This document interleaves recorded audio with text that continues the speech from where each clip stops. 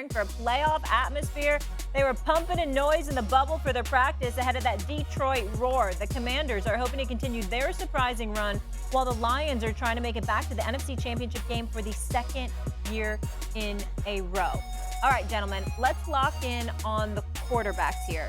RC, I want to start with you. Do you have more faith in Goff or in Daniels in this divisional round matchup? Hey, this is such a loaded question, right? Because I have faith in both of these quarterbacks. Individually, if you ask me which one I want on my team, I say Jayden Daniels. But when it goes to who I have more faith in to produce and get a win in this game, it's Jared Goff. And that's because of the pieces around him. That's because of the offensive coordinator, Ben Johnson. Understand that you're going to face a heavy man-based team on the back end in the Washington Commanders. The creativity they have in that offense, being able to take the top off the defense with J-Mo Williams, but Amon-Ra St. Brown and Sam Laporta working in between the numbers. On top of that, having a Jahmyr Gibbs that if you decide that you're going to play two high safeties or go-to man, have a guy that could run the football and exploit the defense the way that he does.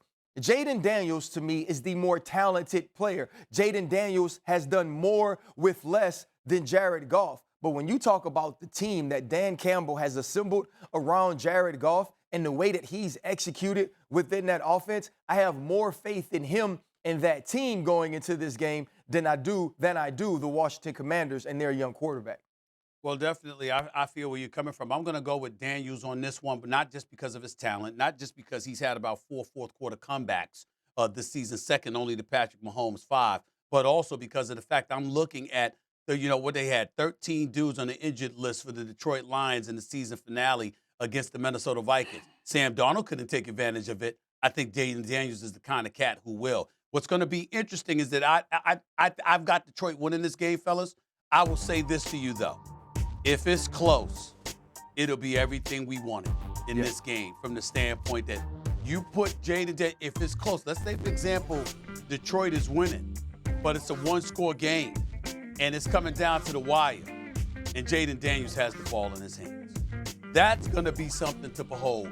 With Detroit, you can look at Goff, you can look at Ben Johnson's play calling, you can look at Jameson Williams or Laporta, somebody that's going to get the ball, or you can look at Gibbs and see if he's going to do what he can be, what he's capable of doing and running the football. In the case of Washington, even though McLaurin is there, what have you, it's really about Jayden Daniels at this point. What is he going to do to make something happen? Because that's what he does, makes things happen. Yeah. And against Detroit in the Motor City, as hyped as they're going to be, it's going to be real interesting to see how he's going to respond. I have faith in him more so than Goff, but that's no shade on Goff whatsoever. I just think Goff has more people to rely upon. Daniels, not necessarily the case. But in the end, we're going to find out about this kid because I think he's going to show up, and I think he's going to be in a position to make things happen. I think it's evident that on paper, the Detroit Lions are favored because of the personnel that's around Jared Goff. I think skillfully, the two, it's not even really a comparison. Jayden Daniels has more upside. Now, if we want to label a title for the playoffs as a whole, it's Carpe Diem. You have to seize the moment. You have to seize the opportunity. You have to seize the day. Because it's no tomorrow. It's no next play. It's no next time. It's no my bads. It's we'll get him next. No, you do not have no guarantees in playoff football. So, Jayden Daniels, this message is for you.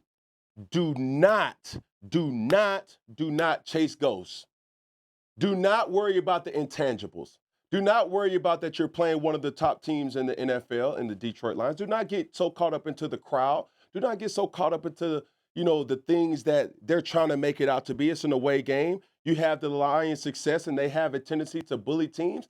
You cannot allow yourself to worry about things that you can't control. If you do that, then you put yourself in the best situation to seize the moment. You have the skill. It was also loud in Tampa Bay last week. Yeah. But did that alter your gameplay? Absolutely not. Is it going to be loud in Detroit? Absolutely. Is it going to be loud everywhere this weekend? Absolutely. But do not worry about the intangibles. Just play your game. Now, understanding that those amenities, as I call, on your side, you have to get them going. Yeah. And nobody really cares about the excuses. We just want to see the production. Yeah, but I think the thing that's beautiful about what you said to Jayden Daniels, or the message you send him, Cam, is that's exactly who he is. I watched this kid at 18 when the Oregon Ducks were a top 10 football team and they came into Arizona State with Justin Herbert. I watched him play Justin Herbert. I'll play Justin Herbert that night.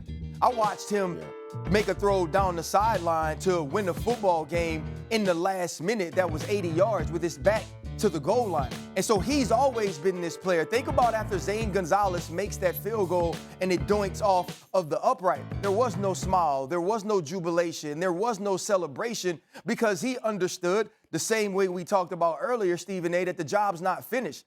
This kid has been poised since he started playing this season.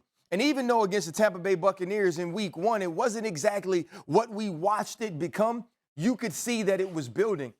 Everything around this young man has been, he's the one. Whether it was Austin Eckler in the offseason, whether it was Zach Ertz in the offseason, general manager Adam Peters, they all knew what they had from the moment that he stepped into the building. But Jayden Daniels has far exceeded expectations because of everything you said. He doesn't look at the rosters and say that we have no chance. He doesn't look at the clock or look at the scoreboard and think that this game is over as long as he has an opportunity to have it in his hands. And I believe Stephen A. laid it out perfectly. If we get a one-score game with the Washington Commanders down and the football in Jayden Daniels' hands, we have everything that we want from that game because I believe the young man can elevate his team and walk into the NFC Championship. You know, we know that he was injured in college and stuff like that. And I'm just bringing that up only from the standpoint, you going into Detroit. Listen, have y'all seen that environment? This is a team that hasn't done anything. I mean, last year they got to the NFC Championship game. Please don't get me wrong. But prior to that, they hadn't done anything basically since 1957. All they had to rely upon was Barry Sanders. Footages of Barry Sanders. You understand what I'm saying? Having him walk around as a virtual ambassador for the team or whatever, because we know he's one of the greatest running backs we've ever seen in our lives. He's absolutely spectacular. So much so that when we see Saquon Barkley, that's what we think about. You don't think about anybody else. You think about running backs in history. You don't think about anybody else but Barry Sanders when you think about what you see from Saquon Barkley. That's how spectacular Barry Sanders is. But these cats, this organization hasn't won anything since 1957. And so when you think about going into that environment, that's another thing that excites me about Jayden Daniels, because he seems to thrive under the most adverse of circumstances. Yeah. And in Detroit, the way Dan Campbell got them boys looking, as hyped as that city is going to be, that stadium is going to be, that environment is going to be, you got to be ready. You know this better than me, Cam, RC. You got to be ready before the game, before you show up. You got to be, you got to wear it in your head. It's like, yo, this is not normal circumstances right here. This brother is built for it, but we're about to find out how built for it is he. He's got 6 comeback wins this season when trailing in the fourth, most by a quarterback.